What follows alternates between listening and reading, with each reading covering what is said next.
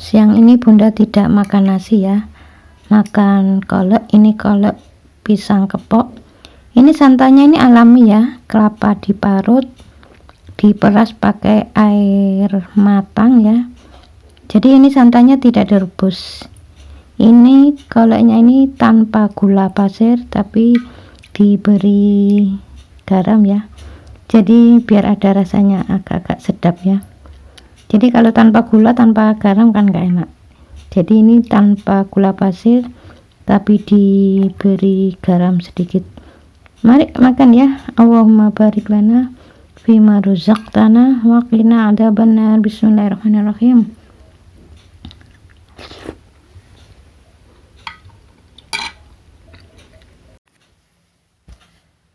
Apa bedanya stroke yang kaku dan yang tidak kaku? Kalau dokter mengistilahkan ada stroke ringan, ada stroke yang termasuk stroke berat. Jadi kalau dokter mengistilahkan stroke ringan itu orangnya itu punya tipikal, dia itu hobinya marah tapi marahnya disimpan dan tidak ada balas dendam. Jadi orangnya tuh gampang menyerah. Jadi ya sudahlah. Jadi kalau di keluarga itu marahnya tuh sangat kuat tapi disimpan, nggak ada keinginan untuk membalas. Beda dengan stroke yang kaku. Stroke yang kaku itu ada keinginan untuk membalas, itu sangat kuat ya.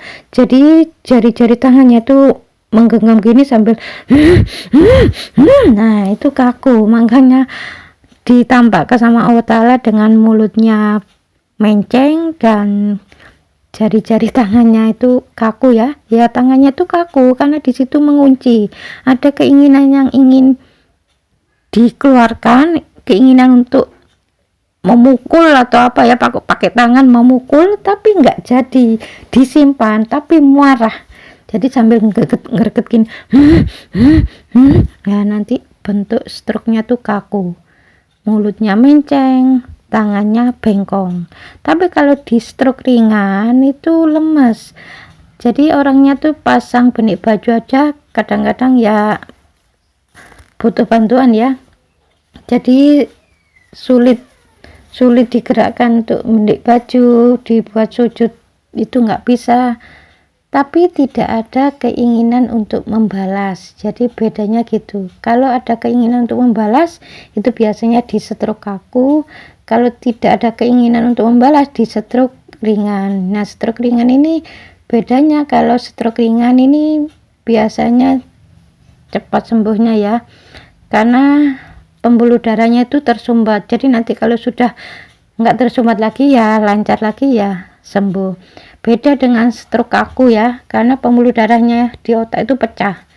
Jadi biasanya kalau pecah ini agak sulit. Makanya orang-orang yang stroke-nya model kaku, yang lesannya itu ya, bibirnya tuh menceng, tangannya tuh bengkok, nah, itu kan stroke kaku itu biasanya agak lama, sangat jarang bisa sembuh, itu sangat jarang.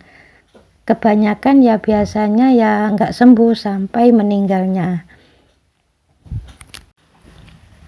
Bismillahirrahmanirrahim. Assalamualaikum warahmatullahi wabarakatuh. Ini ada yang bertanya mengenai ambien. Memang ambien ini penyakit rakyat ya, hampir semua orang itu merasakan ya, rata-rata merasakan seperti itu ya. Ada yang sakit, ada yang enggak.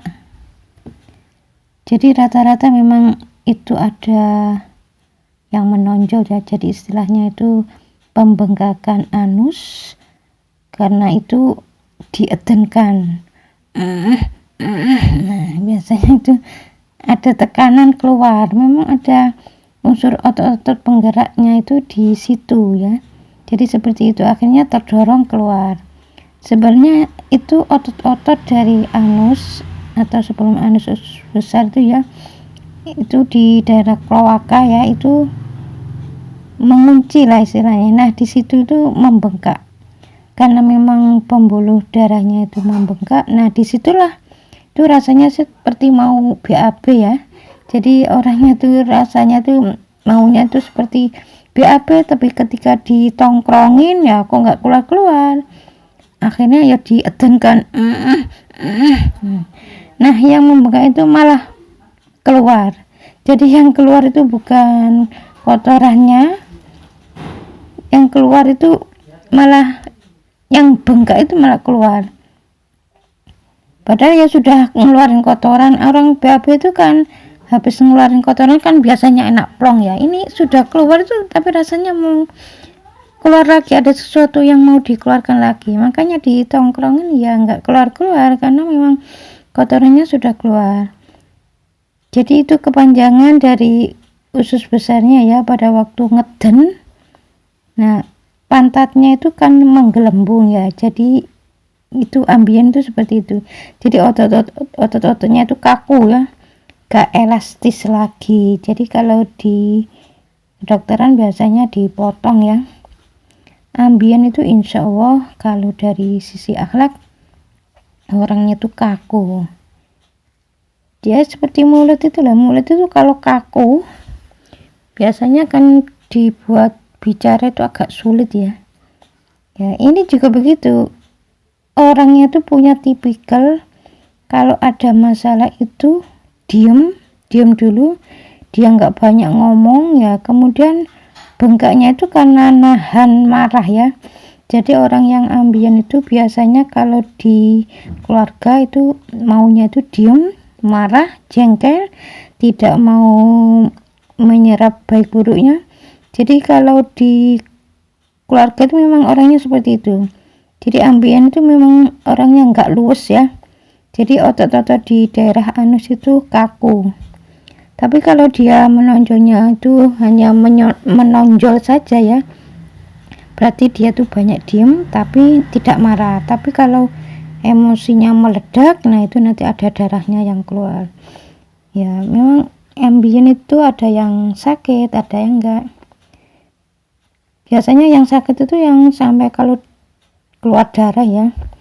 Jadi pembuluh darahnya itu pecah. Ya, saking halusnya akhirnya pecah. Jadi seseorang yang kena ambien insya Allah melakukan akhlak seperti itu. Jadi kalau ada masalah di keluarga tuh ngambek, diam ya, kalau nggak pin seperti itu ya harus luas ya.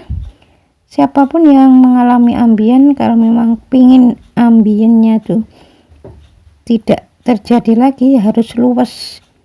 Anus di otot-otot itu harus luas.